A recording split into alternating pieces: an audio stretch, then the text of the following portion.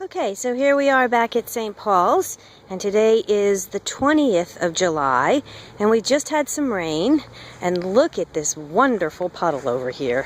This is coming off the roof, and we had an afternoon thunderstorm, and it's left us that on the ground. So I just have wonderful thoughts of harvesting all of this water. Even without water harvesting, this month of July has stayed relatively wet. I've had to put 4 gallons of water on the entire garden since the 1st of July. So no complaints about having to do too much watering. And we've been pretty successful with weed control. And you can see that these little peppers are starting to get more productive. These are very, very hot peppers, and they have all these little peppers that are starting on there. We're going to wait and see what color they turn to, but we'll dry them and they will be very good and spicy. And then we have some wonderful, wonderful jalapeno peppers, and they are still coming prolifically all in this shrub. Let's see, where are some that we can see? Look at that. And this one's loaded as well. And we have a bountiful bean over here. This is worth looking at. We're going to pass our fantastic sunflowers first. They'll be open pretty soon. We can take a little shot of what the tops of them look like so you can see that they are getting ready to pop into flower. And our herbs are doing just great. There's a spearmint and another mint.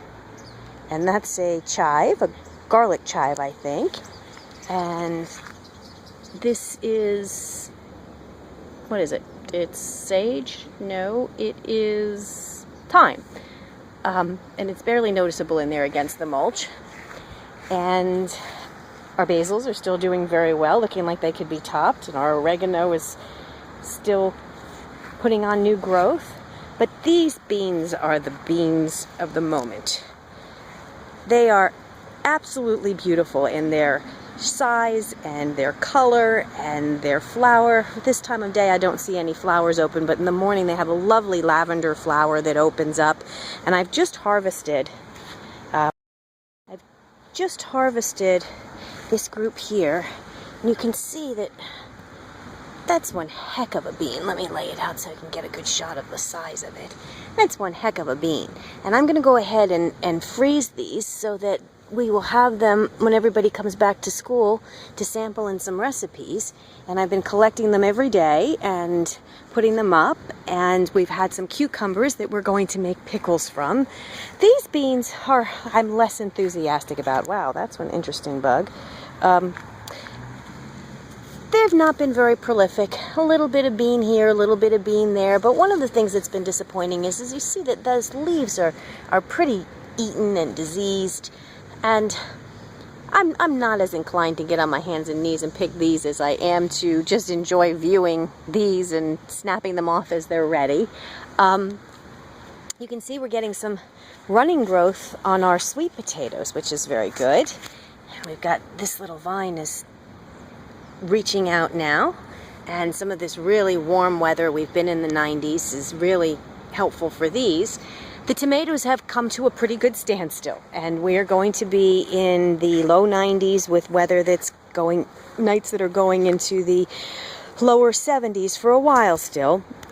And so we don't see much change in the fruit activity on these, and hopefully they'll start to ripen again as soon as temperatures come down a little bit.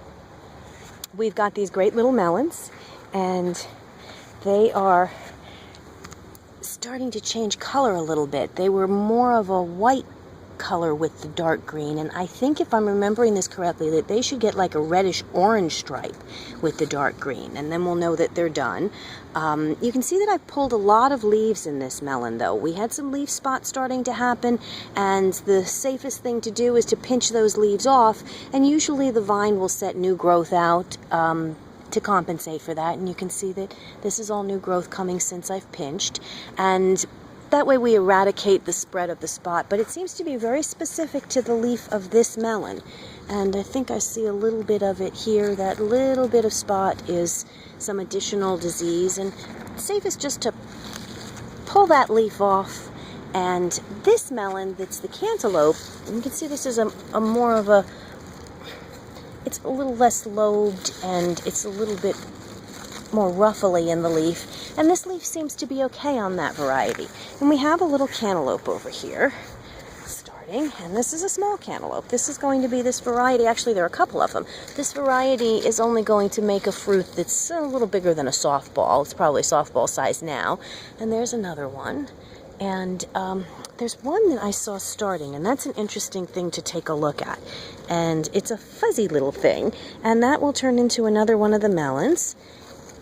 And so we look like we're going to have a pretty good crop of melons. Over here, our winter squash isn't doing too much. And that's a little bit of a disappointment. Maybe during this week we'll put a little food on them. Maybe some fish emulsion or some worm tea or something that's good and organic that they might enjoy eating before or helping to facilitate the roots so that they can put on some additional growth. We haven't seen any disease come into the leaves, which is very, very fortunate. With all the moist weather, that would have been an easy thing to happen. And our melons are growing. Look at that. That one is definitely getting some size on it compared to where we were a week ago. And we can see over here that our more rounded watermelons are also getting a good bit of size on them. And we've got this little guy that we looked at last time that's under here. And it looks like there's another one right here. So we're making some real progress. We've got lots of cucumbers developing still. They're all under here, and they need another day or so on something that's about that size, but there are 2 or 3 of them at just about picking up the size. And we'll make lots of cucumbers out of those. And then we have some more that are a little bit smaller, and there they are. And then there are lots of little ones still starting in here. There's another little one over here. And then you can see that we had some that begin to fruit and then they don't make it. So that's not uncommon to have a few of those. Doesn't necessarily mean we've got any problems in the garden. But what we want to see with the growth on a new one is something that looks like that, as opposed to something that looks like that. So that's, oh, we should take a look at these are the eggplants, and they really are starting to get some size to them. This is that little batch that we planted around the 4th of July, so they've been in for a couple of weeks. And this one is doing really well, and that one is. And this one's a little smaller, but still has a lot of new growth on it. And that one that's right there is one of the original where we had the stalk still growing a little bit of green and let it stay, and look what it's produced. And there's a flying bug here that we really should get a shot of. It's the one that I mentioned earlier, and it's just unbelievable. It's blue. See that guy? It's iridescent blue, and we're going to say he is a beneficial insect because it's pollinating, and that guy's going to go to flowers and continue to help produce fruit for us. Look at that guy. Blue face and everything. I don't know that I've ever seen one of them before. So we'll have to go talk to some of our entomologist friends and find out exactly what that guy is. Now we've got pictures. So we'll leave the garden on that note today, and we'll look forward to some continued rain, but not too much, and some healthy growing, and maybe as we come to the next filming, we'll do a little bit of fertilizing. All for now. A little addendum. Show the front of it so that you can see the damage. There's damage to one of the little melons that was started, and you see how it got yellow instead of staying a nice green color. Here's a healthy one, and it's got that wonderful green stripe to it. So what was going on with this melon? Well, look at that. There is a hole where some sort of an insect bored its way in. Open it up, Mark, and let's see what we have.